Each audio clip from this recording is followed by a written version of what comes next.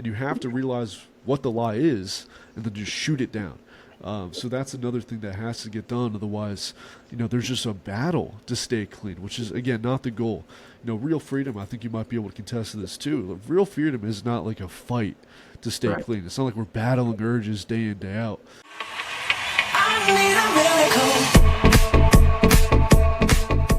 All right, welcome back, everybody. Today I'm here with Josh Stankwitz. He's a sex addiction coach out of Florida. He's been doing it for some time now, and yeah, we're just gonna get to know him here today. So, Josh, if you wanted to, you could kind of tell us a little bit more about yourself, your process, and how you got started. Yeah, thanks, Mitchell, and I'm happy to be here. Yeah, I've been doing this for some time now. This is definitely not what I envisioned myself to do. A couple years ago. My story starts out with just myself, strolling with these things with, porn addiction, which started to really intensify. I think that's something that a lot of people are starting to admit now that it's a big problem, but they don't really admit like how deep it really goes. And for me, it went pretty deep. One of the things that I started to get into was, paying for escorts, Mm-hmm. paying for sex, and that became a whole thing within itself. A lot more shame, a lot more guilt. It's terrible. It affected all aspects of my life. And it took me a long time, but I started to create some separation, and I was able to be in a good spot with it. And I just wanted to give back because I'd go onto YouTube and I wouldn't see any resources. I don't know who to talk to or how to mention. I thought I was the only one with it, so I started to just want to give back to other people, and that's how it all started. I took the leap of faith to post some content in that niche, and it's just been going there ever since. I love it, man. So you kind of Yeah. just opened up to the world, and it started to work out. I Yeah, love it. just put it out there, and just wanted to see what happened. Yeah.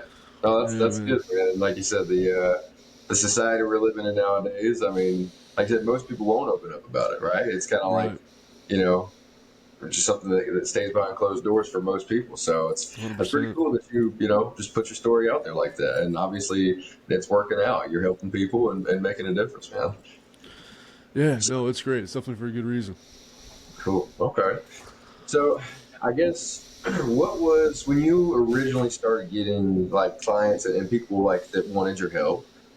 How did you go about the approach? Was it kind of just like let's lay it all on the line? Like, what did that look like?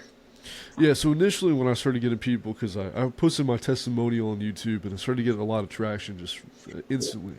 Um, at that point, I understood a lot of resources that I used, and I would just pretty much help people for free. I knew that I wanted to really build this thing in the long run, but I just wanted to get comfortable with helping people and just kind of coaching them.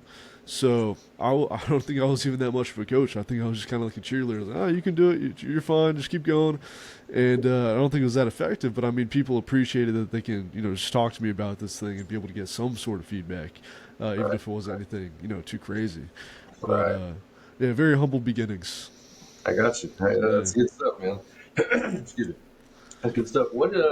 I guess I should start with asking as well. What did you do before you got into this? What kind of work did you do? Yeah. So I was a student. I was at university, and I was just realized 'cause it wasn't really what I envisioned it to be.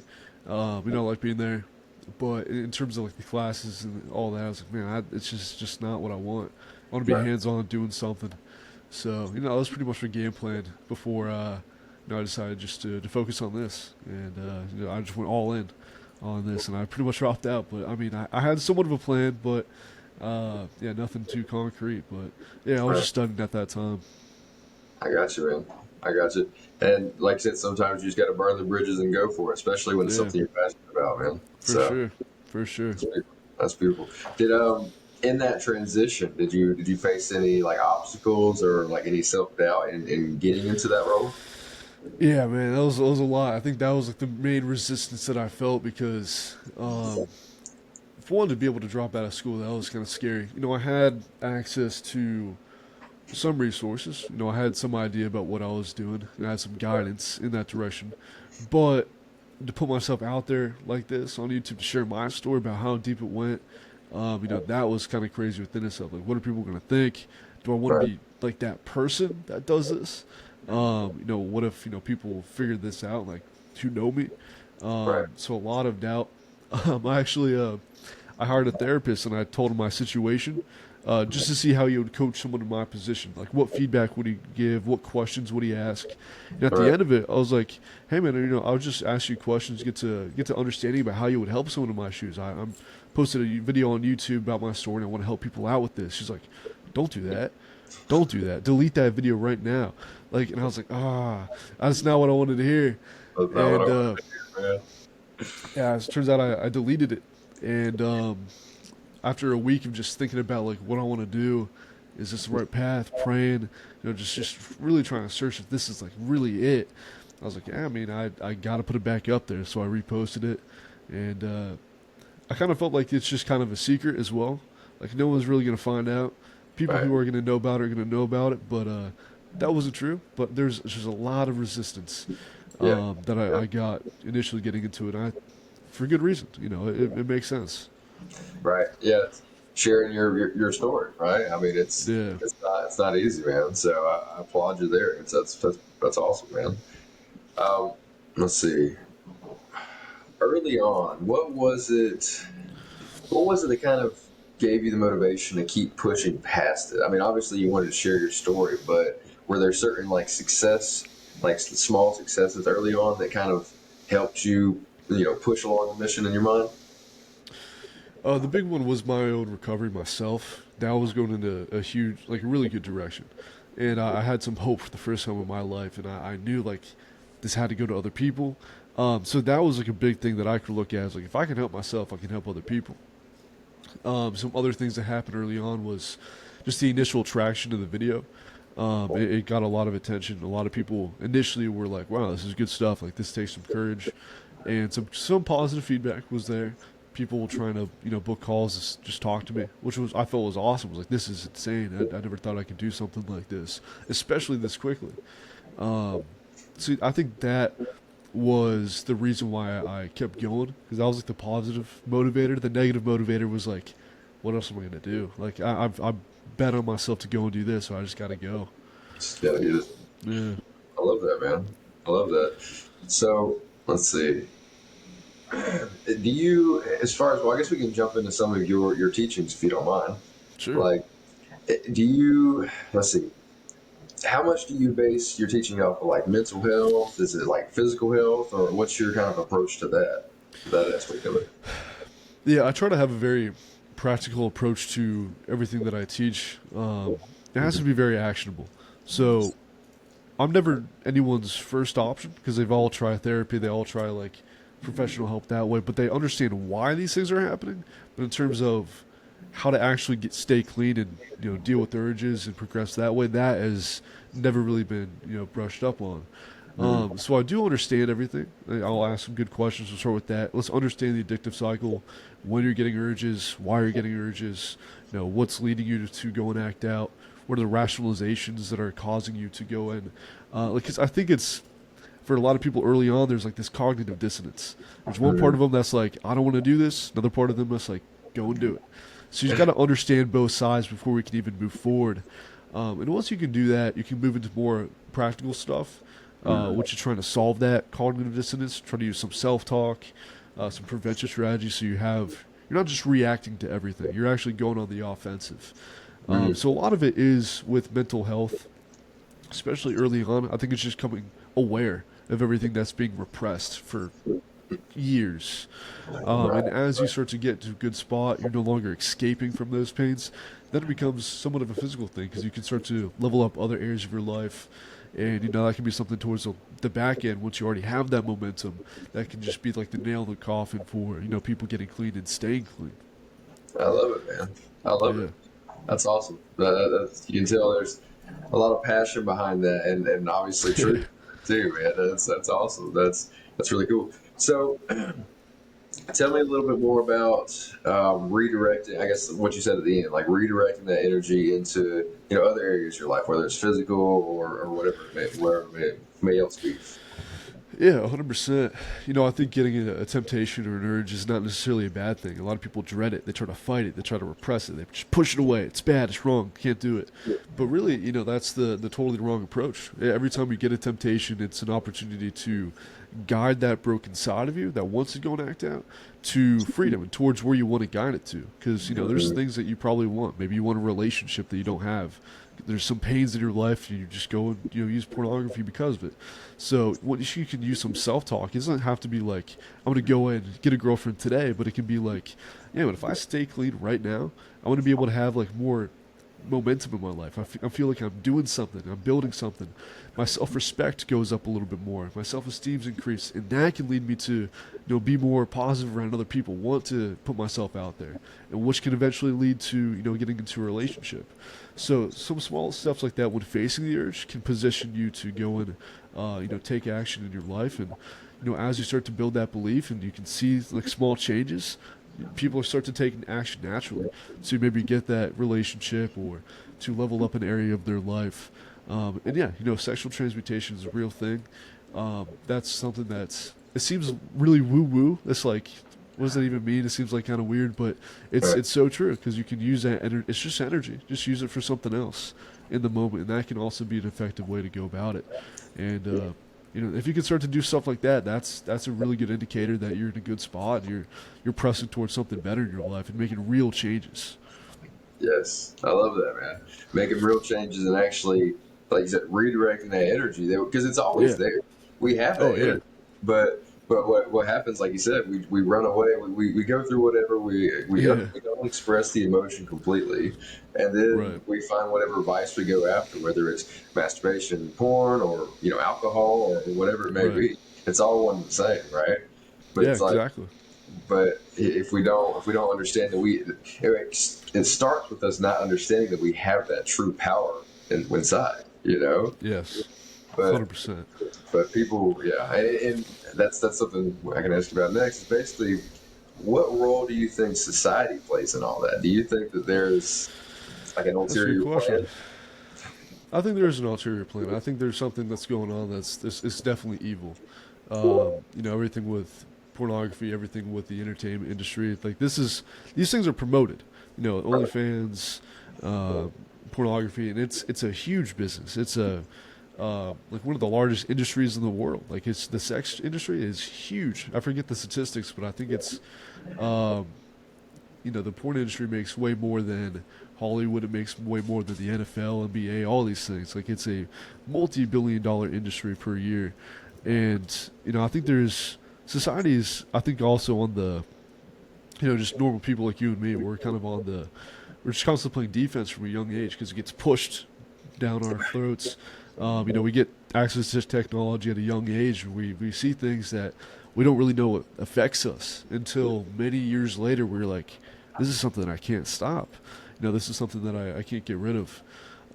So yeah, I think it's a societal problem too because we're very lustful. A lot of people don't like necessarily think that's a problem, or it's I can my sexuality is fine. Like I can express that, but that leads to just a lot of destruction.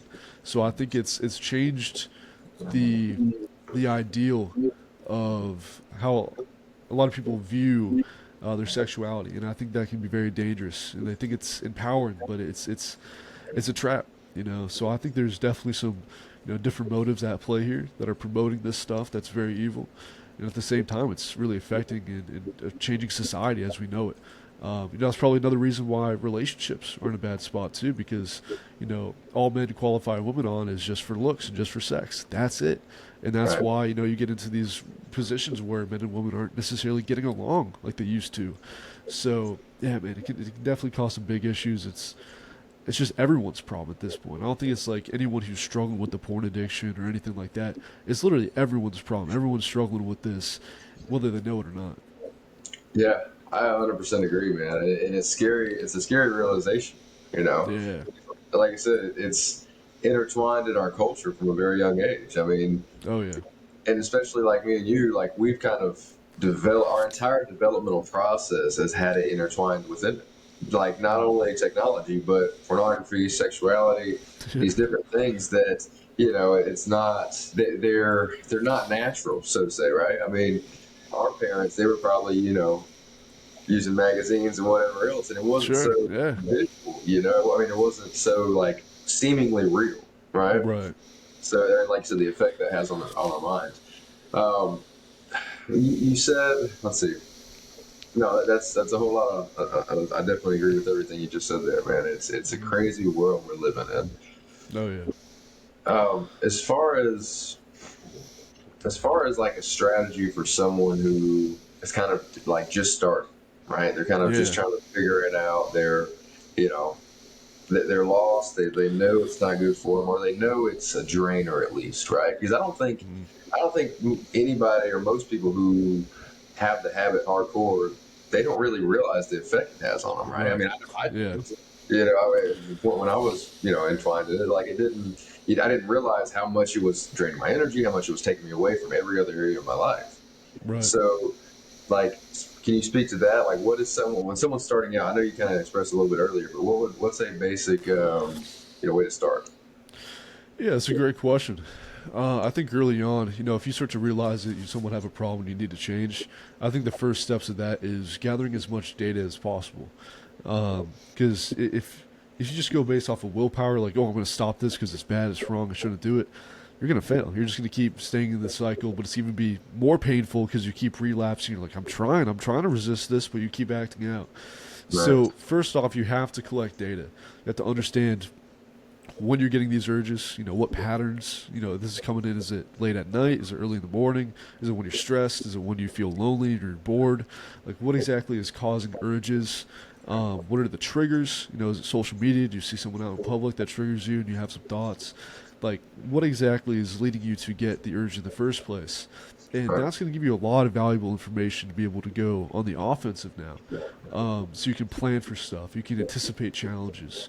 So instead of just reacting to everything, playing defense, you're now going on the offense. And I think that's one of the most important steps to this whole thing. Another thing that I recommend would be incorporating self talk. So one thing would be shooting down the rationalizations, because the core problem of this is there's one side that wants to go and do it, another side that doesn't. You're going to have rationalizations. There's going to be lies. There's going to be negative thoughts and false beliefs that are going to be pushing down your self-esteem and trying to make you go and act out. And you have to realize what the lie is and then just shoot it down. So that's another thing that has to get done. Otherwise, there's just a battle to stay clean, which is, again, not the goal. Real freedom, I think you might be able to contest to this too. Real freedom is not like a fight to stay Right. clean. It's not like we're battling urges day in, day out. You got to be able to solve that through self-talk and just being able to collect data and refine the process. Yes, yes, I love that. I love that. The true freedom is not, like you said, it's not the battle, and Yeah, it's being calm in your own shoes and not having to feel like, you gotta go, you gotta go, gotta go masturbate and feel like sure. yourself, like. 100%. But and then as far as like, spirituality, divinity, everything within that nature, not everybody's with, that side of everything. And Sure. sometimes that's tied together, right? Would you say?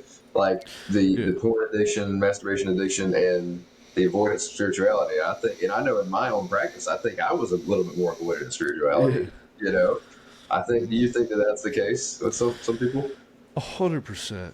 And I'm not the only one to see this. I'm glad you can see that as well. And I know a lot of other people who are in the space see it too. That when you go through this process, you become more spiritual. You become more religious. You seek God. I don't understand it. I've had clients in the past. There's other people who have clients in the past. Excuse me, who got clean and in the process naturally without being told or not with it being like, oh, this is what you're supposed to do. They naturally started to pick up just a this desire to go and seek God in one way or another. So it's a really cool thing to see. I don't know why it happens. I can't necessarily explain it, but once you start to get some of these things out of your life that have been, dragging you down and keeping you stuck, you really open up to a new life. So yeah, man, it's such a cool thing to see. You just become on fire. In my eyes, you're just on fire with the Holy Spirit. You're just walking in that, and no longer walking in the flesh, and that just opens so many different doors spiritually. So it's interesting to see. It happens to people who believe in God. It happens to people who don't, and don't really haven't thought about that before. But it's a really cool thing to see when you're going through this process. Yes, I love that. I love that, man. I love that. You keep saying, as far as there's one side that doesn't like it, there's one side that does. Right? Right. I think that directly ties into spirituality. It's like 100%. Yeah, that's yeah. like our lower self just always seeking the pleasure, always seeking and then their higher self is actually wants more. It understands our potential, but we clog that connection there. We don't realize that we are that higher being. We can have more control over our life and our destiny and everything. Sure. 100%. 100%. It's crazy, man. And our society again plays it all into that, right? I mean Yeah. that's part of the problem here. I think is like you know so much of our culture is built around that avoidance of anything greater than us, right? I mean, it's Yeah. all about pleasure, pleasure. What can I do Right. for myself right now? Yeah. As far as breaking the habit goes, would you say it's best? Cold turkey is kind of hard to do, right? I mean, That is true. And this is something I do want to talk about because you do have to go cold turkey. You're like, this is below my standards. I have to cut this out of my life. But it's also just dumb to be like, oh, I'm never gonna do with this again. So you have to have the anticipation to quit everything, but you also have to have the expectation that you're gonna slip up, and that's right, totally fine. That's normal. And the way that I try to have that mental framework is that everything is data. And success, be you getting over an urge is great. It's proof that you're doing something right. But even more, if you just go and relapse, there's some data right there that there's something broken that you can easily change if you just look at it. mm, Maybe you didn't catch something that led up to an urge. Maybe you didn't realize that being bored sitting in your room on your phone was a bad thing. You probably had to change that, or maybe your response to actually dealing with the urge wasn't good. You weren't able to deal with the rationalizations or anything like that. So recovery is a weird thing because you gotta just go for it. You can't cutting back is not a viable way to go about it right, because that leads to rationalizations and stuff. But you also have the expectation that you have to constantly reset expectations. Oh, you're week clean. This is awesome. This is great. You relapsed. You're not down to zero. It's not necessarily you're counting a streak. You're right, making progress by figuring out the addictive cycle, changing some things, testing some things, and seeing what works. And over time, you'll add more resistance. Your self talk will get better. The desire will eventually change, and that's what real progress is. So, mm, um, I think a lot of people are so focused on the streak, the streak, the streak, and that is not the indicator of progress whatsoever. Um, it's just a bad idea to look at that. It's a great way to track it right, because you can add a number to it. I don't think there's a better way to do that, but that's not necessarily what true progress is. So people get stuck in that trap where they feel like all their progress is lost. I mhm, can't quit cold turkey. I have to progressively go about this slower. But it's all about just resetting those expectations. Looking at a relapse as not even a setback, as just an opportunity for you to grow, and be able to come from that standpoint because that gives you hope. That gives you control. You're not a victim to anything at that point. You're just constantly refining the process. So yeah, man, I think that's the good way to look at it. It's something that a lot of people struggle with. So I'm glad you brought that up. yeah. And I think, excuse me, I think I agree with what you said there. I think one of the hardest parts, like you said earlier, the porn industry, the sex industry is so big because in the nature of what you just said, when you drop to that lower point and you just, you screw off on your streak or whatever and you do it, you fall back. Not only did you break the streak and you broke the mental side of it, Yeah, but then that energy's gone. Right, right. and then the shame comes. The shame of what did I just do? Your higher self is looking down on you now that your lower Yeah, self won the battle in one sense, right? Not the all yeah, together, but it just won that one interaction. Now your higher self is still looking at you like, man, now you just expressed all this energy that you could have used for so much else, right? right.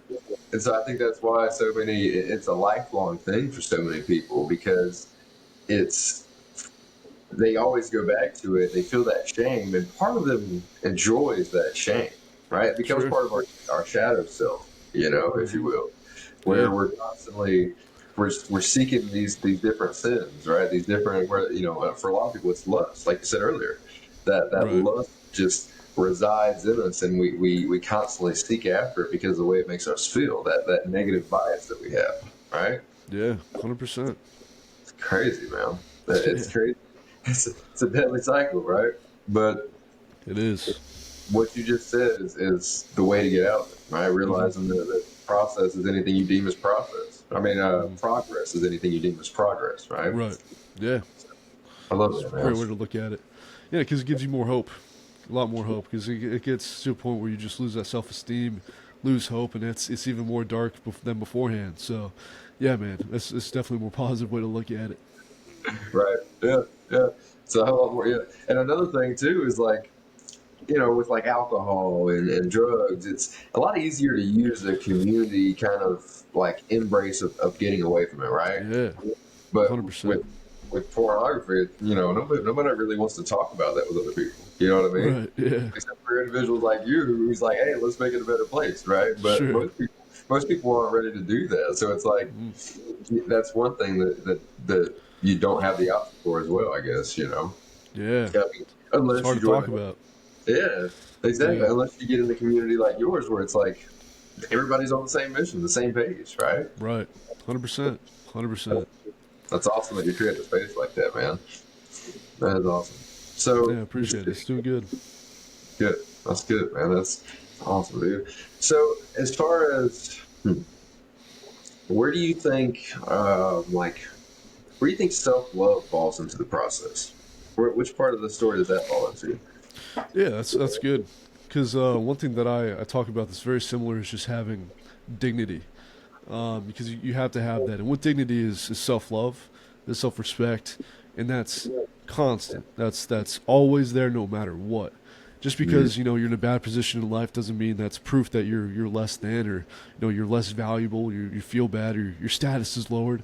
And on the flip side, just because you have good things or you're in a good spot, that doesn't mean you're more valuable. That self respect, that self love is always got to be there. Sometimes we walk out of alignment from that. Sometimes, the good things that we do have in life, like going to the gym, getting a relationship, all these things, like that's proof that you do have self love and self value and respect. So that's a huge part of the whole process that does get overlooked and something that is really not there early on. I think that's something that a lot of people want to start to see results in their life, and then they start to feel like, oh, then I'm good, I'm worthy, I have some self love for myself, and that's real deadly, because it's very important. Because again, you're going to be facing challenges, you're going to be facing setbacks, you're going to be in a position of hopelessness, you feel like you're not in control. But if you have that underlying, self love and respect for yourself, you're going to keep putting in the work and keep fighting for yourself to get better. And as you start to go through that process and see that you are acting in alignment with that dignity and that self love and respect, that's when things start to really turn around. You have some hope. There's a vision for the future. You're starting to get some good results in life that feels you're actually in control. You feel power. So it's something that if you can have it early on, it gives you hope. It gives you direction, and it's like a weapon against that shame and guilt and low self-esteem. So it's vital to the process. I don't feel like someone can achieve freedom without having that dignity and that self-love for themselves. Honestly, I don't see how it would be even possible to get there. I agree. I 100% agree. A few different things there, like you said. I think that's another part of our society. It's like how can they make us, feel everything we need on the outside, right? Well, put everything that we want to feel from the inside on the outside. You can't have Right. it inside, but you Exactly. can. You can. You 100% Yeah. can. You should, right? But oh man, these addictions, these vices, these different things that take us out of that frame of context, that understanding that it is us who creates the feeling. Hmm. What's the saying nowadays? It's instead of it should be, do, have, but instead people nowadays go about it like have, do, be, or something like Hmm. that. Yeah. Yeah. It plays into everything, man. Where it's like 100%. it's crazy, and then also you look at people who have these bad addictions, or people who struggle, guys in particular who struggle to go work out, who struggle Hmm. to get meaningful relationships. They won't talk about it, but most of them are struggling with a porn addiction, right? Oh, I mean, 100%. like, and it's painful to see from the outside. And it's like Imagine they were able to break that and get the other. You know, like, because Yeah. most guys want that, especially nowadays with the influence of all these guys on social media, Jack, and all this kind of stuff. But they want that, but they don't know how to get there. They feel like they can't do it. They feel like they're undisciplined to such a degree that they can't get out of their own way. You know, Right. Yeah. and this pornography addiction, like I said, it's such a drain. It I is. mean, it's like it's almost as bad, or it is just as bad. I mean, it depends on who you are, but as alcohol, you know what I mean? As alcohol can be, right? If Right. not worse. Like, Yeah. it's It's definitely a crazy. drug. It's definitely a Yeah. drug, and yeah, I agree. It doesn't give you any motivation or desire to even change in the first place. So it's definitely it keeps you stuck, right? And it's definitely terrible. And I see it all the time, man. People want to get into relationships, or they are in relationships, and they keep struggling with this, and it's just tough, man, because they know they're not acting properly, but they try to quit, and it leads to this hopelessness. But yeah, man, I agree. It's definitely a drug. You can definitely compare it to everything like that. And sorry, got a new puppy that's running around, so she's going crazy. But yeah, I agree with you, man. It's crazy, man. There was a quote earlier on that stuck with me. All right, it was give a weak man, or give a man in general, I'd say, consistent sex, or masturbation, good food, and cheap entertainment, and his ambition would go right out the window. 100%. And when I first read that hit me hard. I was like, man, that's me. That's me right now. Like, what am I doing with my life? So Mm, it's that willingness to face, like, you're not where you want to be. yeah, Like, there's some problems with what you're doing right now, big right. dog. Like, it's not okay, man. Um, yeah, man. Well, cool. 100%. Do you have anything else you want to go over? No, man. I think we touched on a lot of good stuff here. Why this is a problem. Kind of my story a little bit too to show that. Yes, how people can break out. Yeah, I think we did pretty good today. Cool. It was definitely a good podcast. Yes, sir. Yes, sir. And where can they find you? Man? Yeah, you can guys find me at Purpose Over Pleasure on YouTube and Purpose Over Pleasure on Instagram. I post predominantly. Sorry, the puppies are running around. Let me just say that again. But you can find me at Purpose Over Pleasure on YouTube and Instagram. I post more on YouTube. That's definitely some more long form content, so definitely some good stuff there. But I have some plans to really ramp up Instagram, so definitely check it out. Awesome, man. I'll make sure to link you on everything. Yeah, man. We're gonna keep working at it and keep making this world a better place, one person at a time, right? Yeah, 100%, Mitchell. I appreciate Oh, it, man. And yes, yeah, sir. I'm glad you're doing the same work, man. It's definitely needed. I'm telling you, man, we gotta help them out. But I really appreciate you coming on here, man. This was really good. Yeah. Yeah, no problem. I was happy to be here. Hey guys, hope you really enjoyed the interview from last Saturday.